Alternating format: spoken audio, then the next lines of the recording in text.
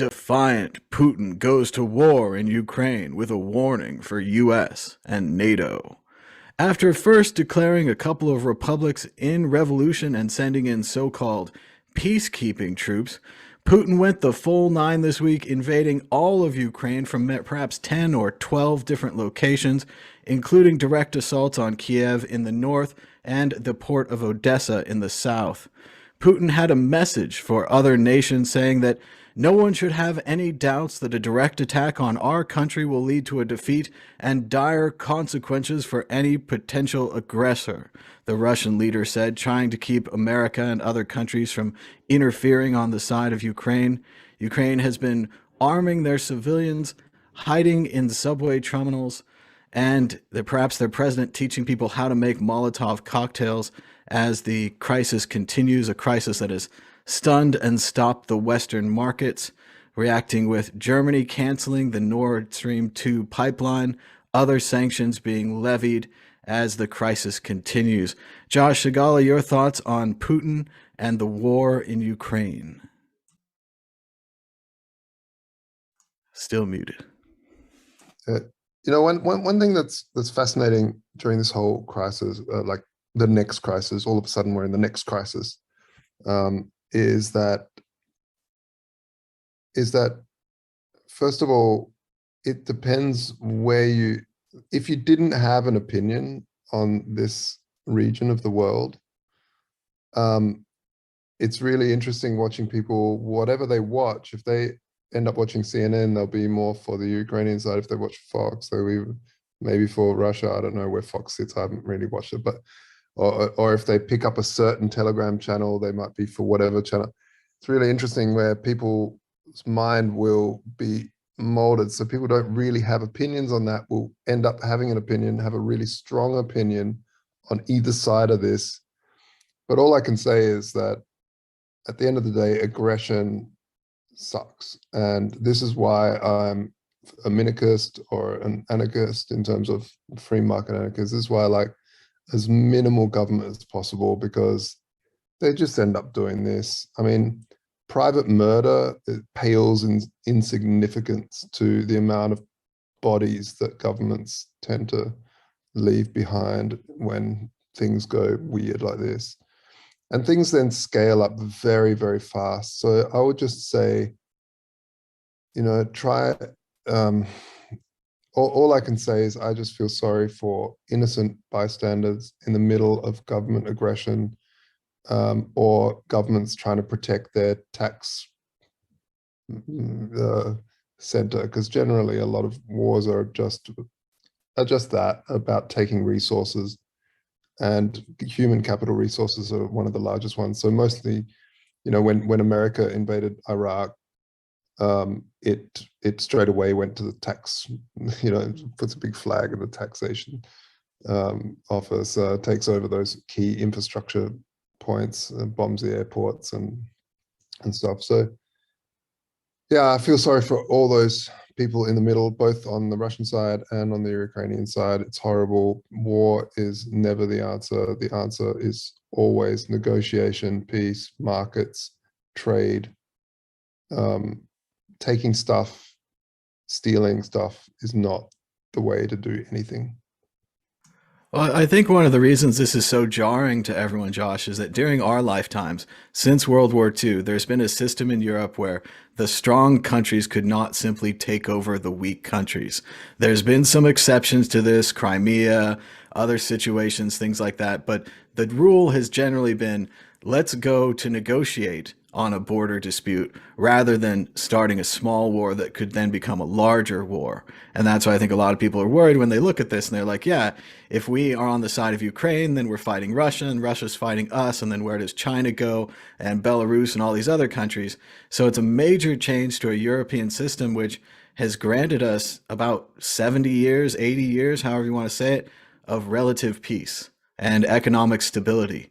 And I think one of the hopes was that things like the Nord Stream and Nord Stream 2 pipelines to Russia would have drawn Putin in to these economic realities, such as China as much as China wants to be the big boy on the street and take over all of their old countries and so forth, they also want this economic power. They're tied in with the US. They make stuff, we buy it, back and forth and so on. There was hopes that Russia and certainly Ukraine, several of the other former Soviet states perhaps were drawn into this Western idea of we trade together, we work together, we build together. Therefore, if we fight, it's a disaster. And that didn't seem to overcome Putin's decision making. I think that's been jarring for people. A lot of people have seen this as more individual decision. It doesn't necessarily benefit Russia. I mean, certainly, they tried to put Ukraine into NATO. Russia didn't like that. It was too close to them, right? So now by invading Ukraine, they don't really solve the problem. There's now no buffer state between the West and the East. So if there is another border dispute and they roll into Romania or Latvia, Lithuania, Estonia, all of these are former Soviet states, where does this end? The personal nature of it. And once again, the United Nations, Russia's a member, Russia has a veto, they can block anything the UN wants to do. NATO has done some things, but they can't do everything. Without Ukraine being a member, then the defense pact does not kick in.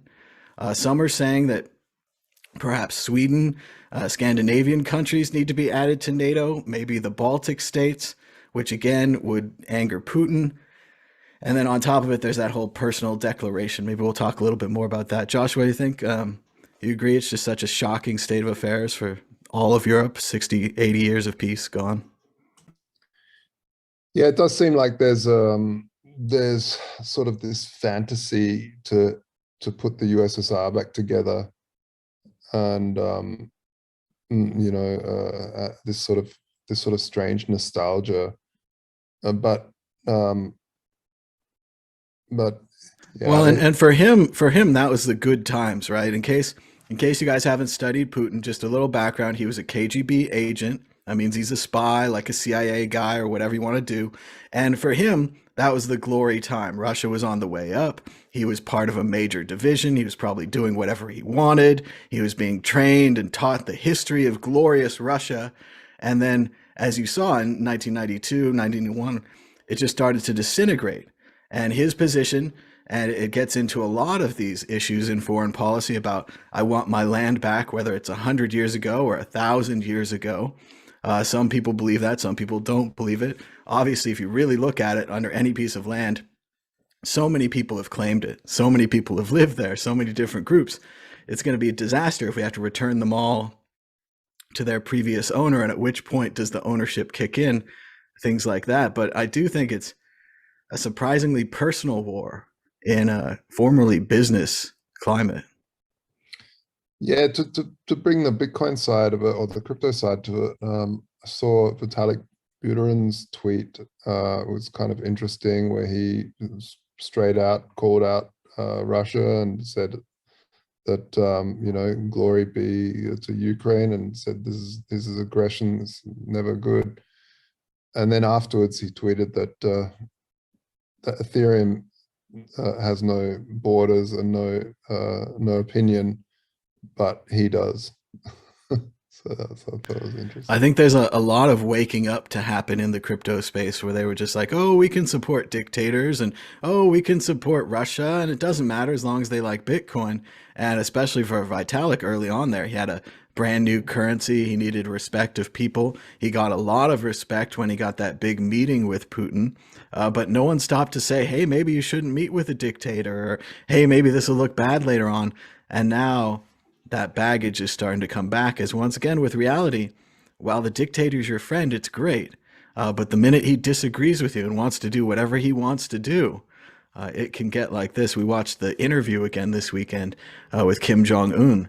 And once again, the dictator's your best friend. He's playing basketball. He has all the nice ladies and everything. And then all of a sudden, he's screaming and yelling, wants to bomb Ukraine or China or anything. Dan, Eve, your thoughts on the general situation in Ukraine? Like Josh said, we will go into the more Bitcoin aspects. We have some more Bitcoin focused articles, but we kind of just needed to start off at this very basic level that Russia has invaded Ukraine, and this is what's going to happen now.